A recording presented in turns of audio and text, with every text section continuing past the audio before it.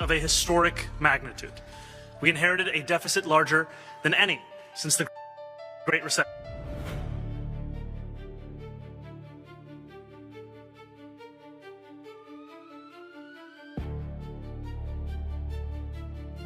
This is a budget crisis of a historic magnitude. We inherited a deficit larger than any since the Great Recession. Years of mismanagement and chronic underbudgeting, alongside a structural imbalance between what New York City sends to the state and what we receive in return, have taken a toll. We cannot close this deficit with savings alone.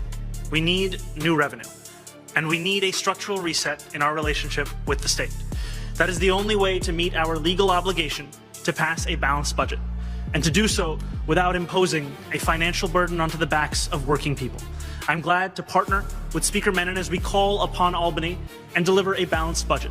Together, we are extending the executive budget deadline from this coming Friday until May 12th, because a crisis of this scale cannot be solved without state action. I want to be clear, we are not simply asking others to act. New York City is doing our part. We are committed to governing with the fiscal responsibility this moment demands. Speaker Menon and I have already identified meaningful savings, and we will continue that work carefully, deliberately, and without cutting the services that New Yorkers rely on. But we cannot do it alone. That is why we are standing together this morning to underscore what is at stake and to call on Albany to deliver additional revenue. One way to do exactly that is for the state to reduce the pass-through entity tax credit, or PTET, from 100% to 75%. Both the administration and the council have called for this over the course of this budget process, and we have done so because the PTET is essentially a loophole that allows high-income earners to reduce their federal tax burden. Who benefits? Millionaires and multimillionaires. More than 95% of PTET credits go to those making more than $1 million a year. More than 80% go to those earning more than $5 million a year. The PTET, in short, is a tax cut for the rich.